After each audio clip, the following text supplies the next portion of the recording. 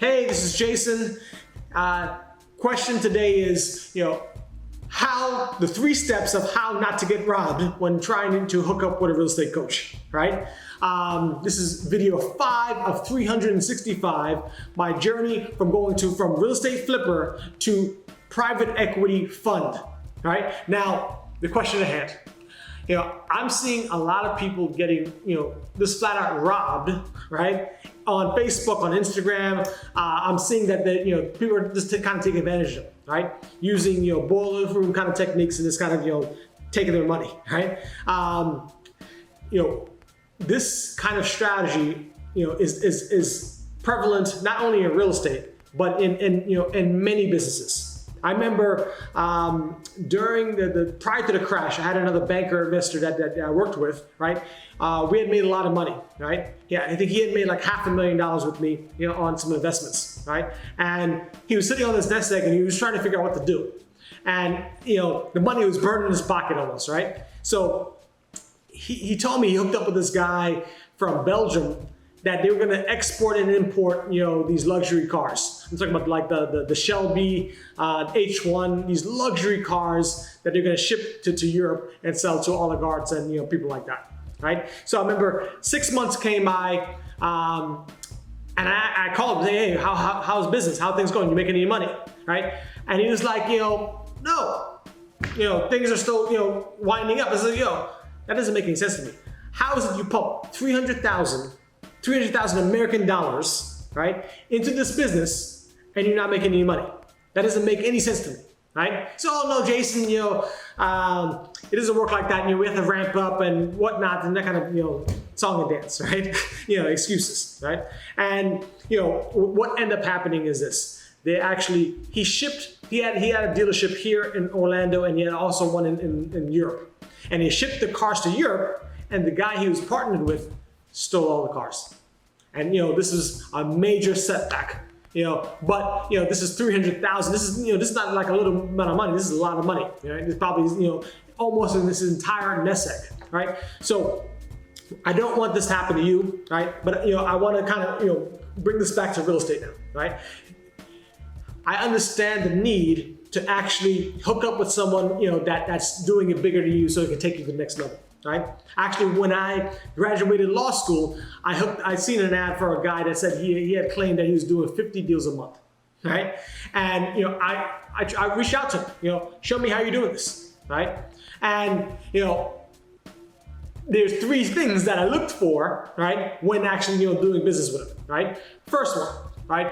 I want to see the agreement, right? This is not something where we're going to talk on the phone, right? And this is actually a lot more money, but this is not something where we talk on the phone, shot a few messengers, text messages, and this is what I'm going to get. I want to see in writing what you're going to provide and what I'm going to get.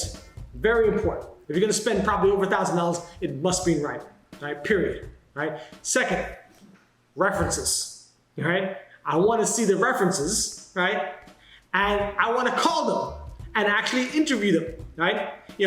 Are there people that you actually already helped in the market? And if so, right, I want to hear from them, right? Last one is it a boiler room type of close? It's like a high pressure sales close where, listen, I'm giving you 10 minutes to make this decision, right? Not even 10 minutes, like, 5 minutes to make this decision or it's gone forever, right? If you can't check, the references, if you can't look at the contract, these are like a red flag that something's wrong, right? Now I don't want to be misconstrued here, right? You have to move fast in real estate when there's a deal, meaning you're going to buy a house for half price. You need to be able to move fast. You understand? This is different from hiring someone for their services, right? I want to make sure there's a distinction here. Yes, you need to move fast for real estate deals because this is, no brainer, you're going to win versus, hiring someone for, their services where you're not 100% sure in your heart, right? If this person is the right person for you. Now, if you're sure, it is what it is, right? Now, I want to recap, right?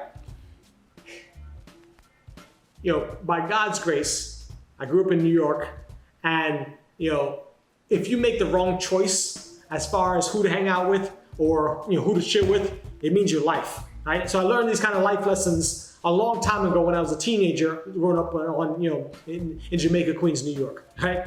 But the same rules apply in business. You got to set it up in a manner where it's hard for you to lose, right? It's hard for you to be in danger, right? Which is different from you actually taking risk in your investments. It's two different things, right? So, what I want you to use is wisdom to make sure when you're talking to someone and asking them for their help that, they're actual real player, there's an agreement, right? There's references. And lastly, it's not really like a pressure or high kind of, timeshare kind of closing. I'm saying that. I got nothing against timeshare, but hey, God bless you guys. I'm going to see you guys tomorrow, trying to put out value into the universe, right? So that, I can help and be a blessing and also be blessed, right? One love.